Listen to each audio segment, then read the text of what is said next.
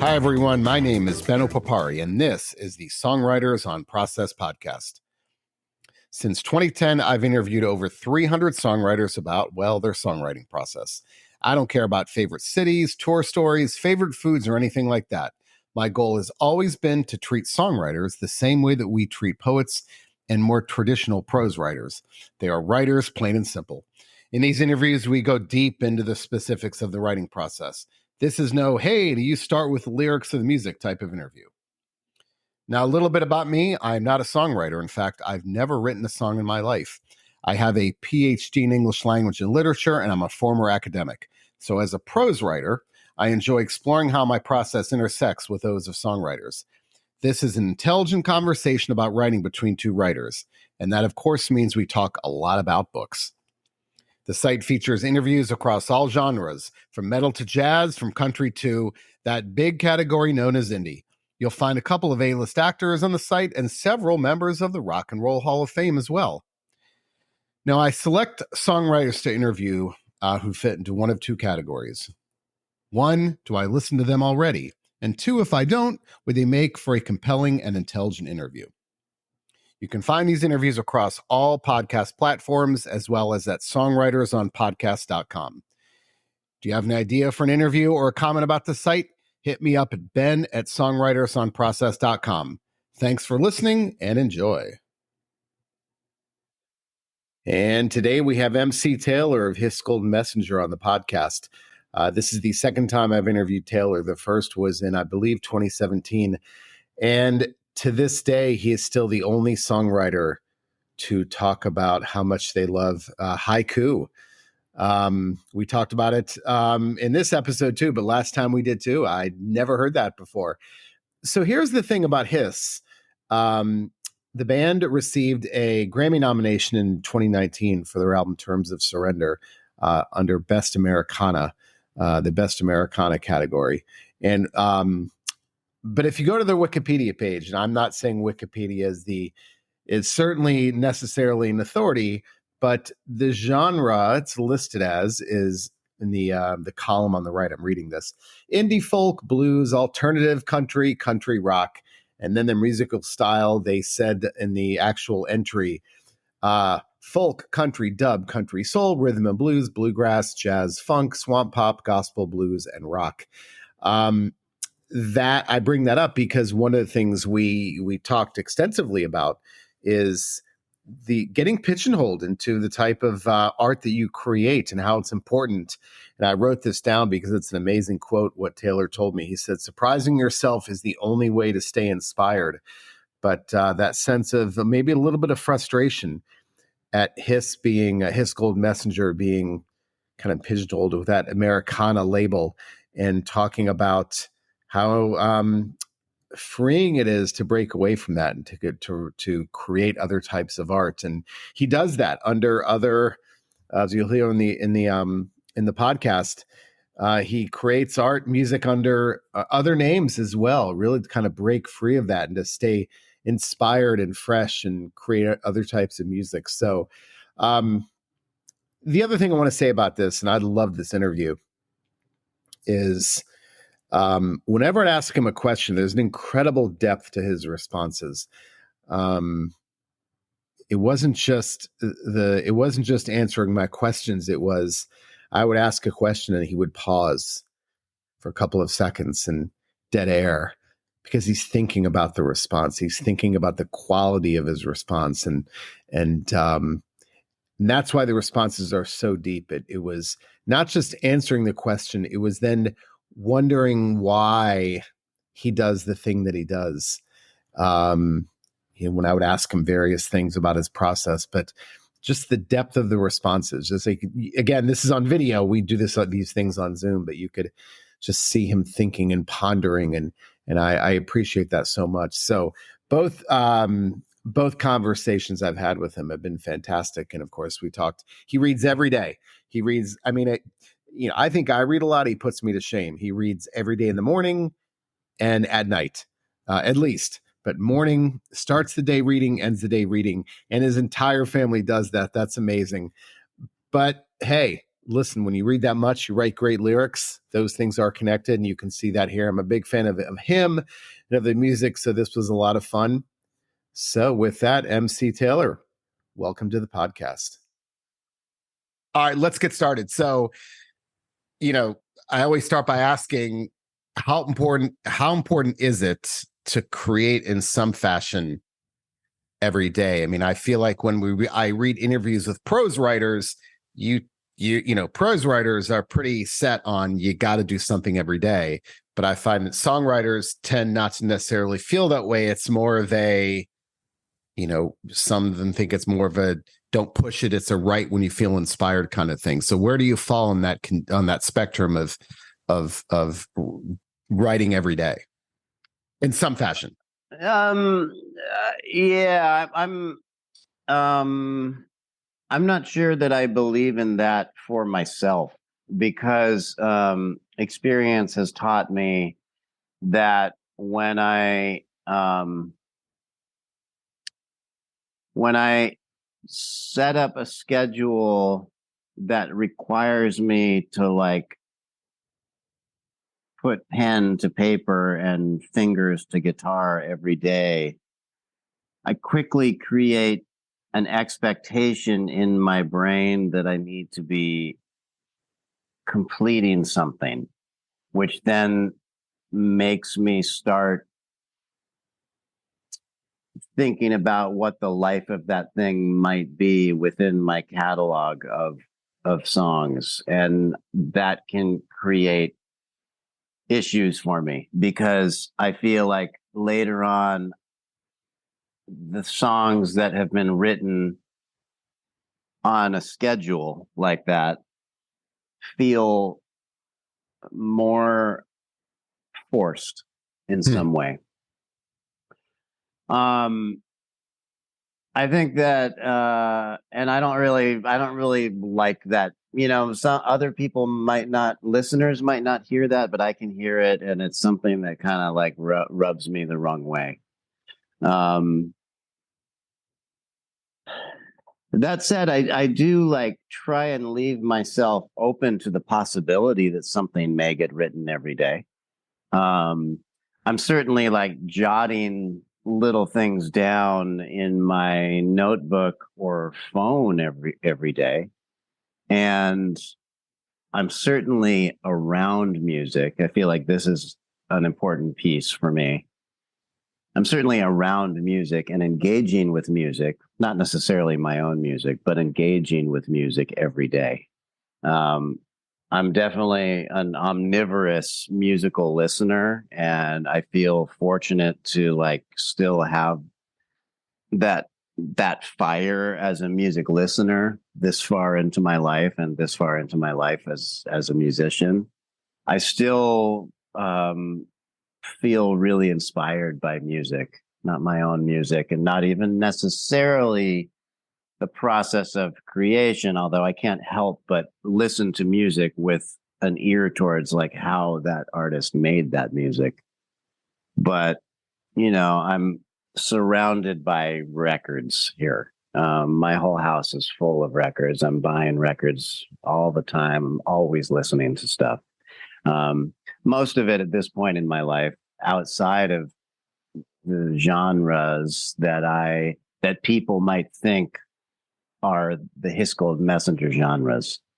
So I'm always seeking. And then occasionally I find something that's so compelling that it drives me to my instrument to try and see whether I might create something that like feels that way. There are other times when, for one reason or another, I am writing every day. But it's not me getting up to write every day because I'm a songwriter and this is what I do. It's more just like I'm feeling the spirit is there in the room, and I'm just doing it because it feels like what I should be doing. You said something earlier about it. You can hear when it's forced, but the listener probably can't. So I'm curious, can you pinpoint when that song feels forced to you, how does that sound?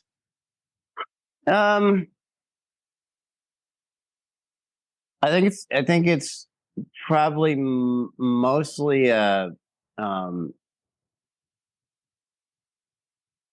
it's mostly a question of like either word choice as far as the lyrics go, or rhythmic, like I hear myself in a rhythmic rut that I might not have noticed at the time, but is like I might hear myself like being in a default mode in terms of rhythm or or words, imagery, or theme. I mean, which is kind of funny because like I tend to think of myself as someone that like has a set of themes that I've been exploring consistently my whole career. Yeah. Um I'm not like I'm not really reinventing my thematic um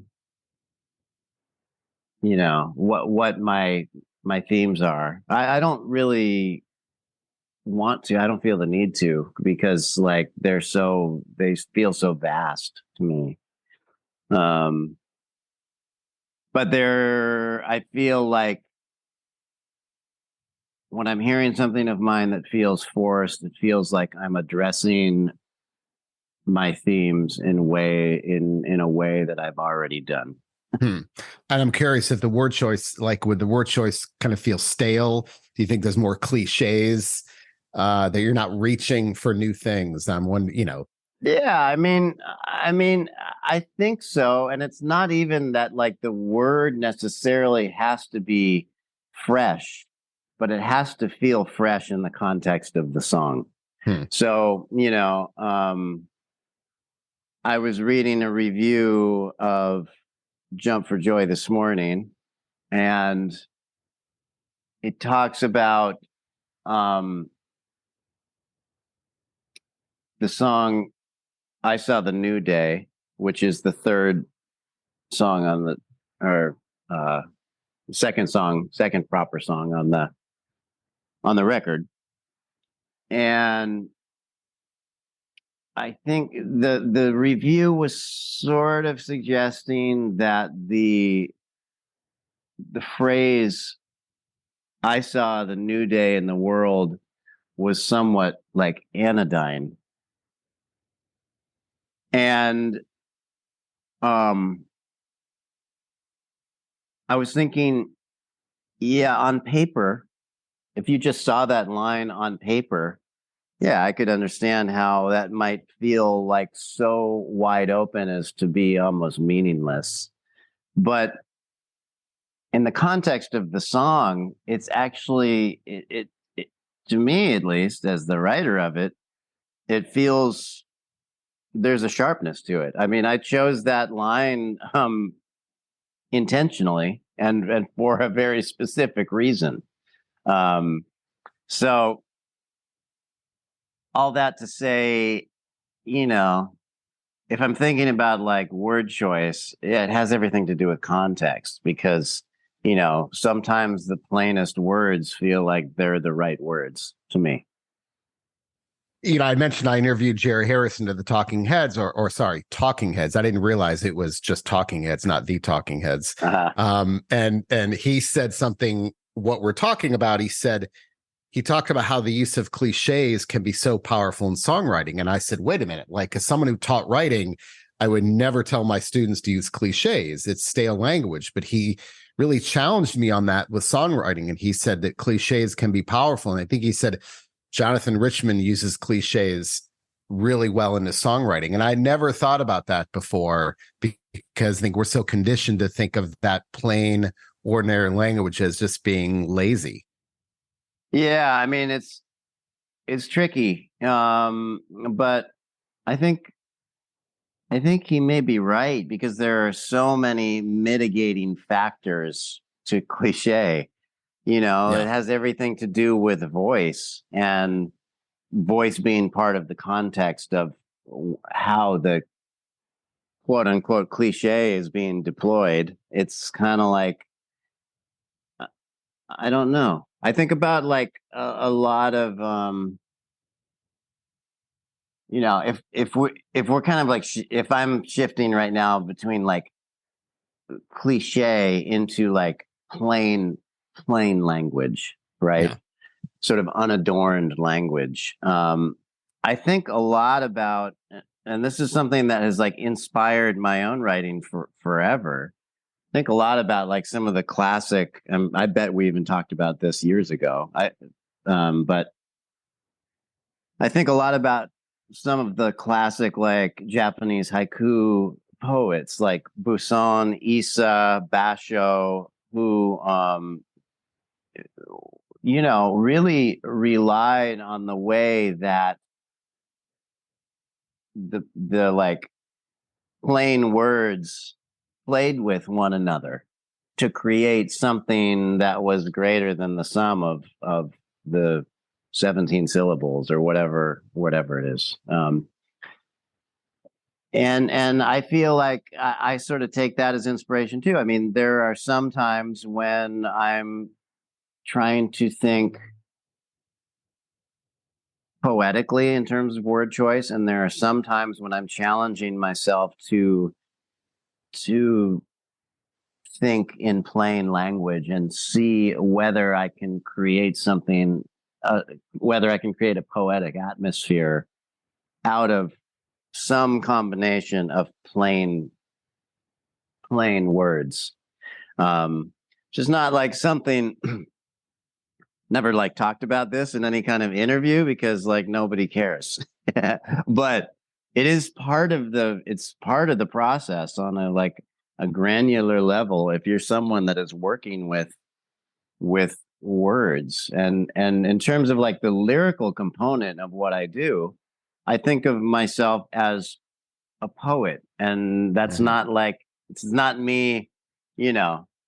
Poet has all kinds of connotations, I think, which is like why I'm always hesitant to use the word, because it suggests something that I think I don't intend. But really, like, I think of poets as people that really sort of get down to like granular brass tacks in terms of word choice, rhythm, sequence of words, the way that, alliteration, all that stuff is at play when I'm trying to figure out how to write what I'm writing. I think it took T.S. Eliot 17 years to write The Wasteland, and that's obviously a long poem. I think it was 17 years, but isn't that why poetry is such considered to be such high art? Because it is plain language. I mean, the best poets, um, allow us to see things, everyday things, in ways that we've never seen them before. And I have the great story I have for you is one of my favorite poets is Lee Young Lee, and I had the good fortune of interviewing him, and he said something like, he said I have the quote is mind blowing, but he says something about when he wakes up in the morning, he sees the outline of his body and his wife's body in the bed sheets, and Mm-hmm. he's been trying to write a poem about it for, I think he said like 30 years or something like that, and he's never been able to. But he Yeah. sees the beauty in the outline of the bodies. I see a messy bed, but he said that it's been driving him, he's been trying to write a poem for years, but he can't access it. Yeah. And it was just incredible. But I think that's what, it's not just the playing language, it's seeing the beauty in things that we never see beauty in, That's using right. plain language, right? Yeah. Uh, Yeah. I mean, that's really where that's where the sort of like elevation of everyday vernacular into something heightened happens, is this like use of words that we use every day to describe something that we may see every day, but have all of a sudden understood to have a deeper existential significance for us. Yeah. And like, I really, part of me thinks that like my favorite poetry feels almost breathless in terms of the poet sort of allowing the muse or the spirit or whatever you want to call it into the room and letting that entity do whatever it is it's doing in that room. And like, our job is to help it be comfortable and not scare it away. It's like, or maybe like another metaphor would be like, it's almost like tightrope walking, which can look so beautiful and poetic in its own way. And if you look down, you start to second guess what you're doing. So the idea is to like keep yourself from looking down in order to maintain the like heightened atmosphere. I'm a voracious reader. When I don't read for a couple of days, it really bothers me. Mm-hmm. In the perfect world, I would read every day, but I just sometimes I can't, and I try. But there's a point after a couple of days, and it really starts to eat at me. So if you're not writing or reading, either one or both, after a couple of days, do you also get that sense of I really need to be doing this as an artist or just as a person? Yeah, I mean, I think now being in the presence of art is important to me, and I do actually read every day, whether it's a lot or a little, whether it's something serious or quote unquote serious or not as serious. Like I always start my day by reading something, often not on the phone, but like a book or something, and I end my day reading. It's something that I've done my entire life since I learned to read. It's how I do it. It's how we do it in this house. My son is the same way. My daughter's the same way. My wife, that's what we're just like. We're book people or whatever. In terms of my own craft, there have been times in my songwriting life where I felt like, if I wasn't working on something, the anxiety of the fact that I call myself a songwriter and I'm not working on anything really would bother me and create feelings of guilt and,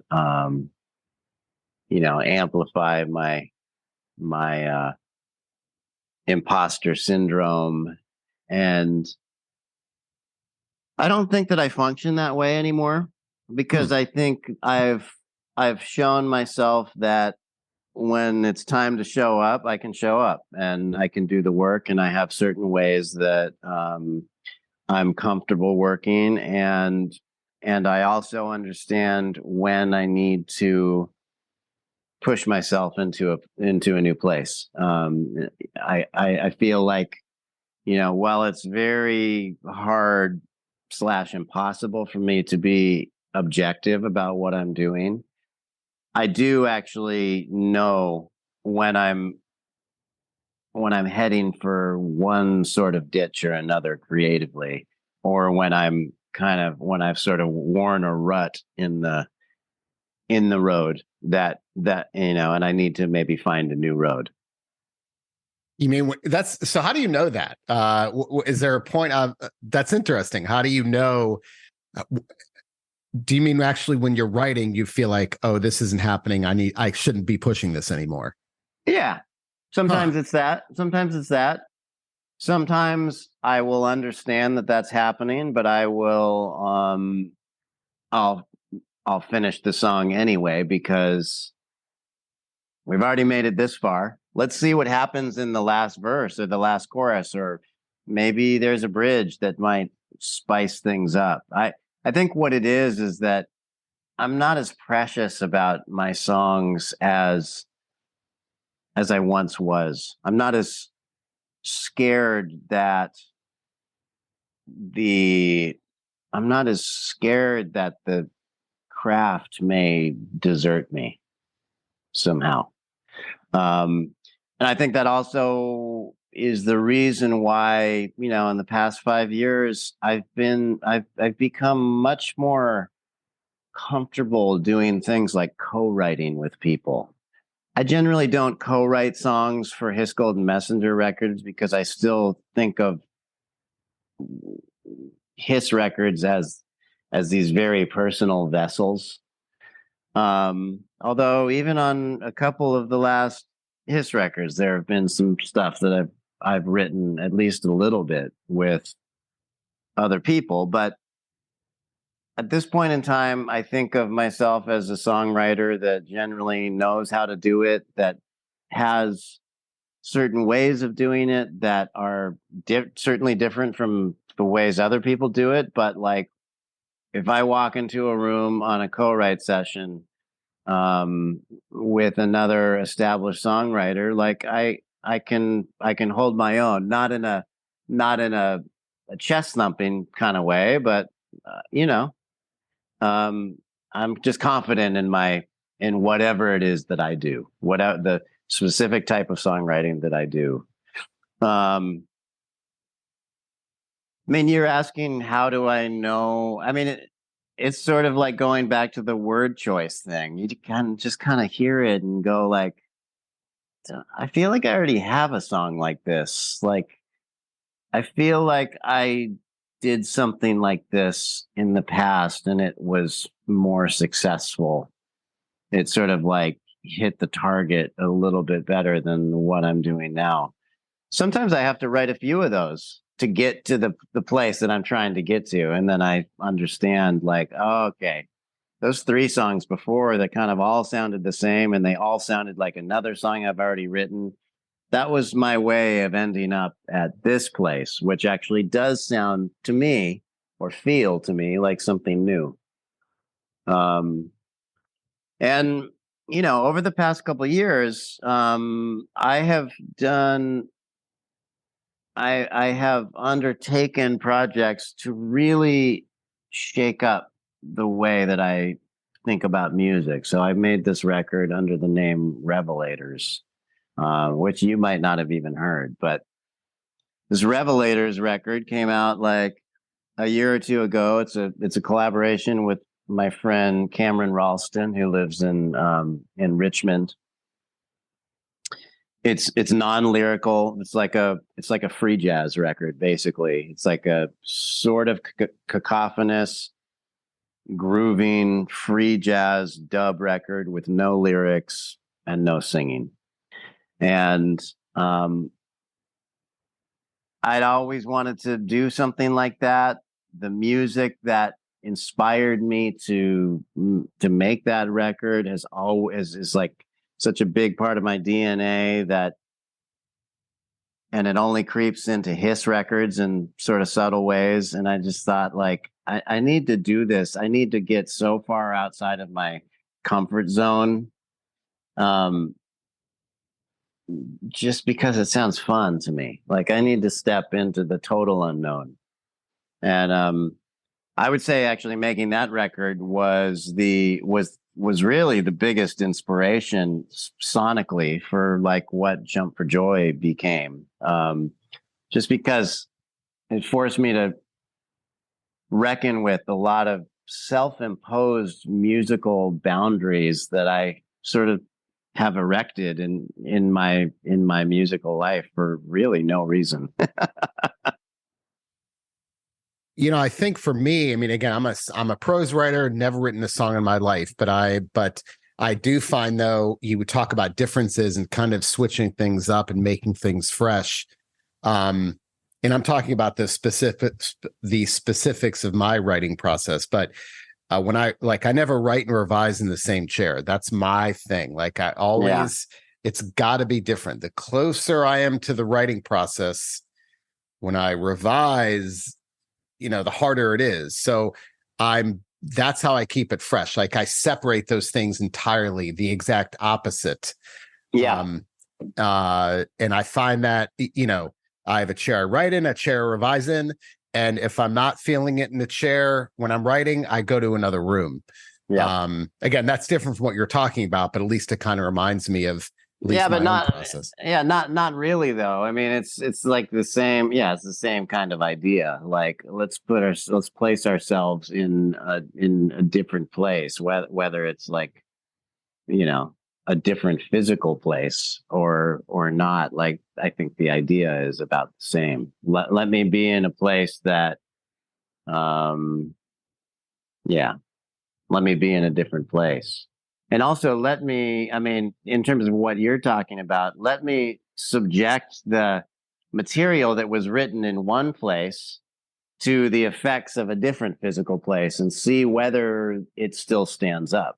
That's something that I also do, is like, let me take this song and see if it works over here. Because if it works over here, then I know that the fundamentals are basically sound. I want to ask you this because I don't know if this was a COVID thing, but now that you mention this, the number of songwriters I interviewed the past 2 or 3 years who, whenever they were composing and they had their guitar, they had to be walking around. They could never sit in the chair. That actually they said, and they had to walk around, then move the pad to another room, but they'd always have to be walking around when they were composing. And that's a whole other issue of maybe it's a confinement thing, but I'm curious, do you stand up or sit down with your guitar when you're composing? I'm generally sitting. Are you? Okay. Yeah, I generally sit down. I'm a lazy person, so no deeper than that. Yeah. I think Aaron Ray told me that. And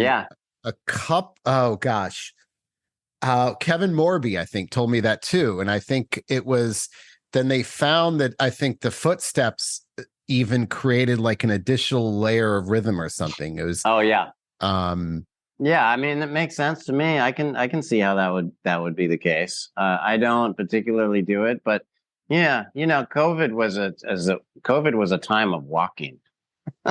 Yeah. a lot of walks during COVID. Well, actually, I was going to ask you that anyway. I mean, the role of movement to the process. I mean, I wrote about this. I've written about this in the Washington Post, the connection between exercise and higher order thinking. There's a very clear link between that aerobic exercise has, the immediate impact it has post-exercise for about 90 minutes.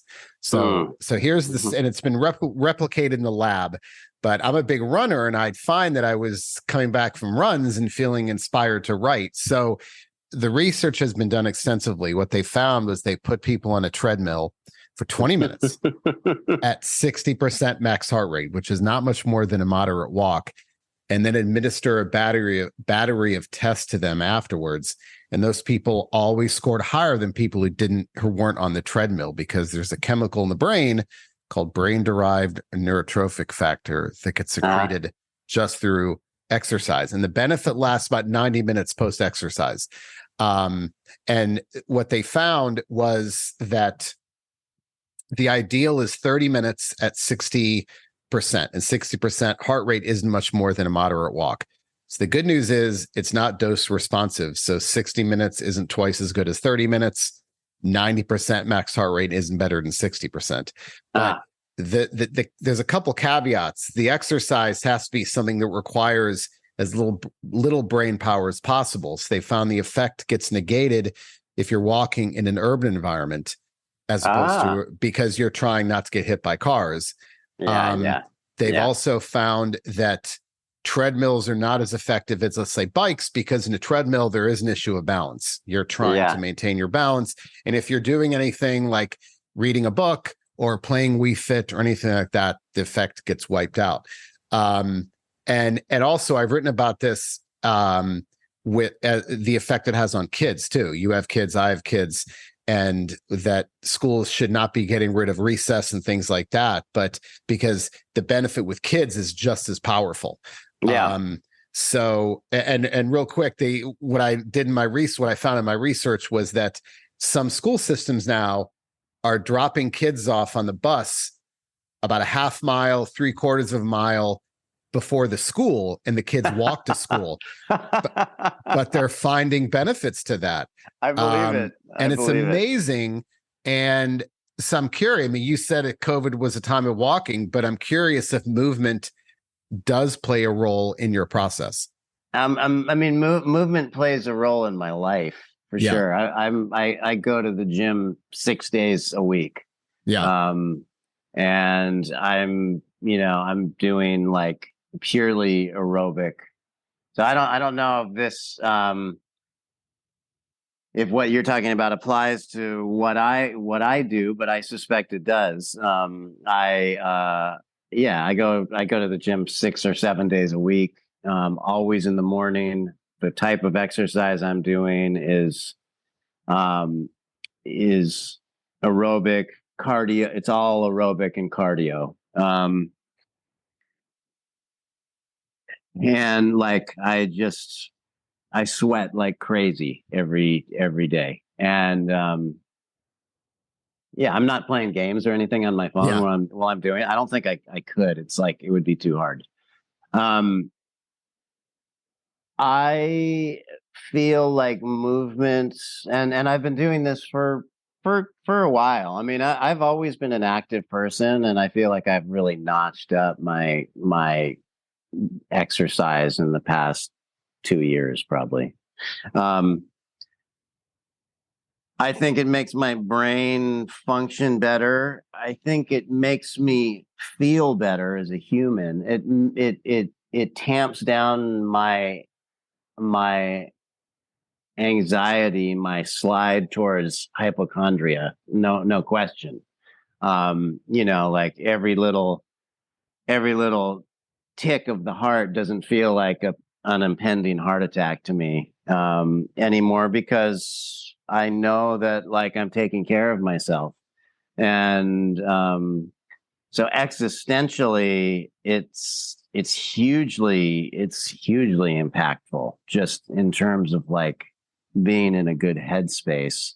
And being in a good headspace is really important to me in order to create things that feel like emotionally full, that don't feel like they're written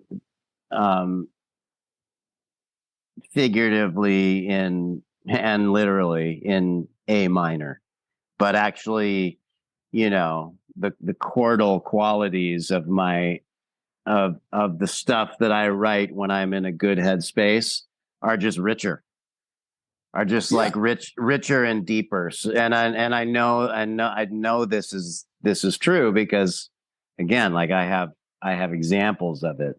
I mean, true to me. Yeah. So does movement have a bearing on like my creative life? Definitely. It has a bearing on everything in my life. Including the creative parts of it, which are a really big part of it. Yeah, I mean, if you're in a better headspace, you're more motivated to create. I don't think it's anything more complicated than that. Yeah, that's right. And yeah, you're more excited, inspired. You've got a hunger to chase after the thing that you love to do. Yeah. All right, I've got a couple more questions. I want to read you a quote. This is one of my favorite quotes. I've got some author quotes, and this is a quote that songwriters love, and I'll repeat it, but it's by the novelist E.L. Doctorow, and he says, and I'm curious how you think this applies to your songwriting. He says, writing is like driving at night in the fog. You can only see as far as the headlights, but you can make the whole trip that way. So I'll repeat that. Writing is like driving at night in the fog. You can only see as far as the headlights, but you can make the whole trip that way. So for me, at least, again, I'm a prose writer. When I start writing, I don't think I have any right knowing what it's supposed to look like at the end. So I really resonate with that idea that I don't think I have any right knowing. And I think if I did know, that will make for an inferior product. Sure. So as a songwriter, how does that apply to you? Yeah, I think I think the way that I think about this idea of fog that Dr. O was talking about is letting the mystery be. Um, and I feel like because of the way that we have been conditioned as, I'm not sure if, yeah, just as 21st century humans to dispel mystery because it's unproductive, right? But I find that you have to let the mystery sort of envelop the craft in order to surprise yourself. And surprising yourself is like the only way that you're going to continue to be inspired. I think that, and that's really like why I feel like why I often feel like I'm pushing up against the boundaries of what is quote unquote like Americana or songwriter music, because I feel like oftentimes there's not enough mystery in it for me. And that's also, I feel like, why His Golden Messenger records that have often stood like to the side of that kind of world. Like we're included in that world. I end up very high on the Americana radio charts, Right. but at the same time, like I'm often when the gatekeepers of that world are thinking about who are thinking about the like standard bearers of Americana, His Golden Messenger is a hard thing for them to wrap their heads around. Um, Maybe because the way that I deal with the mystery, with the fog, is just slightly different than other people. I don't know. But like, yeah, I like that quote. It makes complete sense to me. I mean, I don't think of the mystery, the fog, as anything ominous at this point. It feels like totally necessary. Yeah. All right, one more. The From Agatha Christie. The best time to write a book is when you're doing the dishes. And for me, and I hear a lot, songwriters that talk a lot, and I do too, about getting ideas when you're doing mundane activities. Something Yeah. about I've heard everything from vacuuming to folding laundry to doing the dishes to chopping vegetables to gardening, that when we can turn our conscious brain off doing an activity that requires no conscious thought, that's when the ideas bubble to the top. So, does that happen to you? Yeah, I have a lot of thoughts about that one. That is often like I'll often come up with ideas when I'm, yeah, doing some sort of mundane task. And I've learned over the years, like if if a line pops into my head, I do actually need to stop and write it down. I always, every time it happens, I tell myself like, that's really good. I'm gonna remember that for sure. That's too good to forget. And I can't tell you the number of lines that I've lost that way. It's like so I've learned to like keep a notebook or some way to record that line. I've learned to keep something like that close by and to not to treat those thoughts that arrive in mundane moments seriously, actually, because they're going to be super helpful in some way. Um, yeah, I mean, and there's oftentimes there's stuff that shows up in those moments that doesn't make a ton of sense to me, and sometimes will continue to not make sense in terms of like this. It might even just be like the syntax of how it's being said. It might not make sense to me until much later. It may like even end up on a record, and I'm still not entirely sure what I mean, but I have this sense that I will eventually, right? And then the last thing I'll say about that is that, I think every songwriter will say that like there are times when a song shows up very quickly. I think a lot of times when you're on the trail of a song, it just requires, when you're actually down digging that particular ditch, it just requires like some sweat to get it out. But every once in a while, maybe just to keep us totally off balance, the cosmos will deliver a song really quickly. And speaking for myself, I sometimes have trouble trusting those songs because it feels like not enough labor went into the song to take it seriously. Whoa. And so I also have to let those songs, I do have to take those songs seriously. And there's this anecdote that I feel like I heard in high school that I think about all the time still because I love it so much. About, you've probably heard it too. It's pretty basic story about someone coming up to Picasso in a cafe and saying like, "Hey, would you just do like a quick little sketch for me? I love your stuff." You know the story. No. And oh, okay. Well, you just do a quick little sketch for me, and Picasso says like, "Oh yeah, sure, no problem." And he does a sketch in just 2 minutes or 5 minutes on a napkin, and hands this admirer the sketch, and he says like, that'll be $10,000. Let's just call that $10,000. And the person says like is like taken aback and says, I mean, $10,000, that only took you like 2 minutes. And he says something to the effect of, well, yeah, but like it took me 40 years to learn how to make a 2-minute sketch.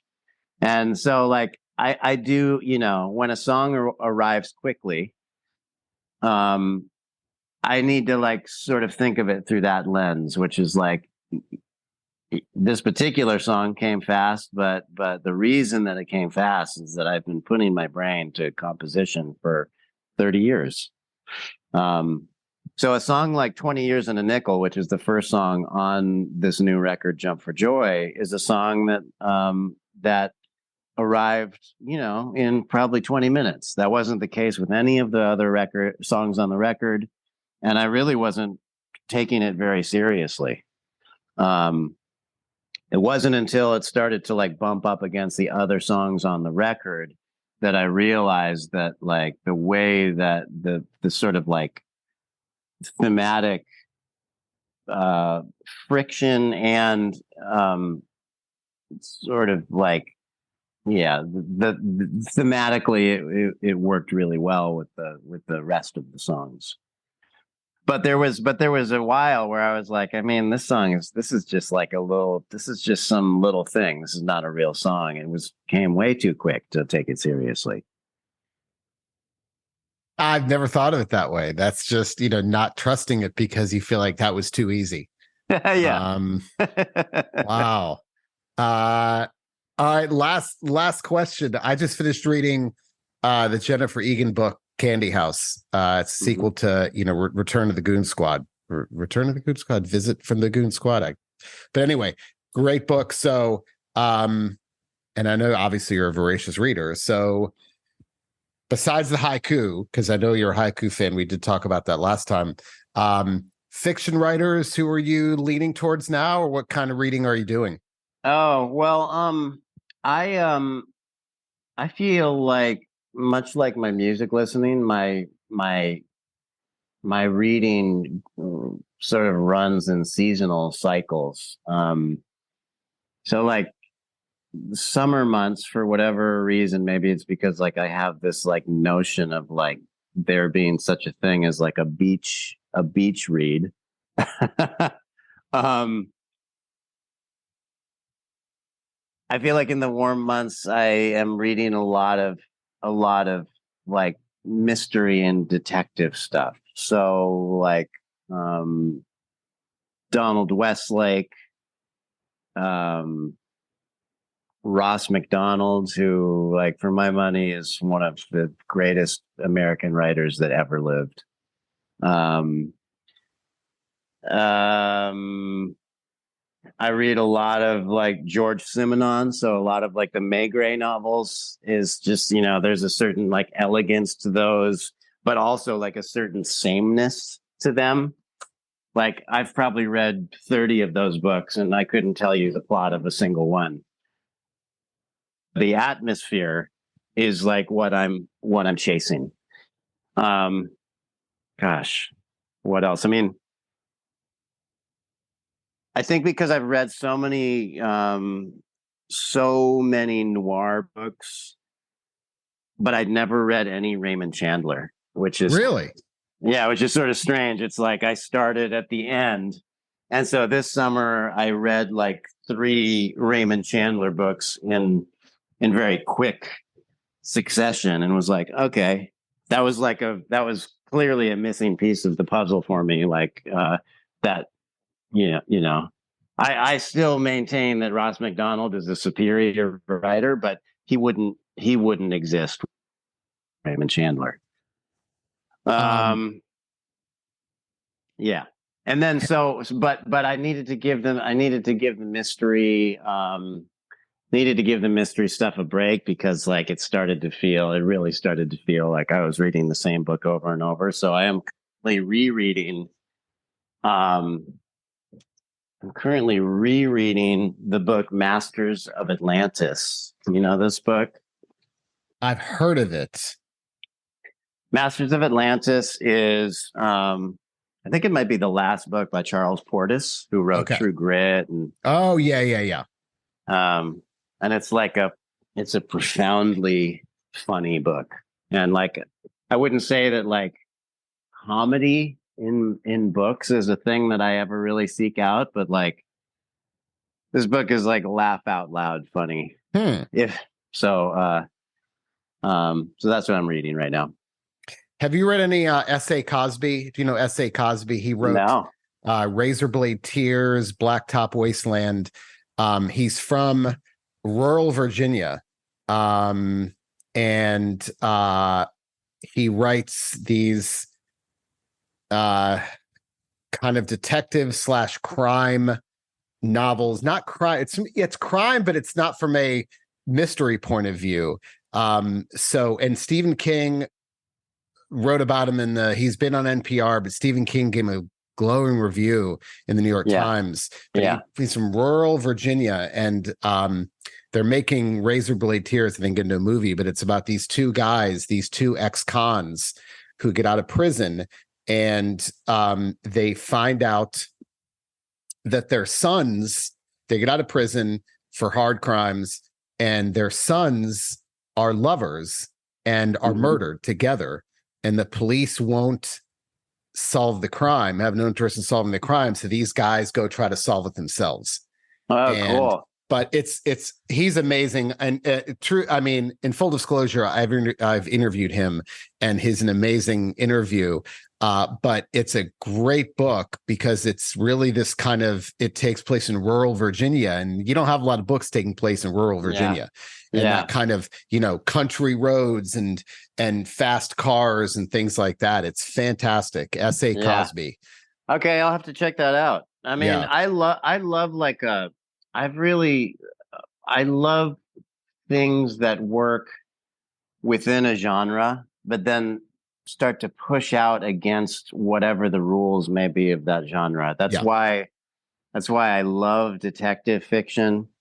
And it's why honestly why I love like reggae and dub music, Yeah. because there is a template, and then there are the there are the practitioners that adhere really closely to the like rules, which I appreciate. And there are the people that really like kind of break the rules, and I also love that. I love understanding like what the boundaries of the form are, so that I can understand when it's being broken. And thank you very much, MC Taylor of Hiss Golden Messenger, for that. And don't forget to pick up Hiss Golden Messenger's latest album, Jump for Joy, out now on Merge Records. And that's it for today's episode. Check back in a couple of weeks for a new episode. I do try to post these every 2 weeks, sometimes with more frequency, sometimes with less. A lot of that depends on my work commitments, my family commitments, and also when artists can talk to me. It's not easy to get these interviews. Speaking of interviews, did you know this is a relatively new podcast? I only started podcasting about a year ago. Well, depending on when you're listening to this, I should say 2022. But from 2010 to 2022, all of my interviews were transcribed, and they are all there archived for you to go down that deep rabbit hole. So if you go to songwritersonpodcast.com and click on From the Archives at the top, you'll see all of those transcribed interviews. I think there's over 200. So go down that rabbit hole. There's a lot of great interviews there. But you'll find all of those there. Again, the podcast itself is relatively recent, so there's a lot of reading you need to be catching up on with those old interviews. Speaking of interviews, if you have suggestions for interview subjects or want to comment or complain, anything like that, email me at ben@songwritersonprocess.com. That's ben@songwritersonprocess.com. And that's it for today's episode. This wraps it up. Thank you very much for listening, and have a good one.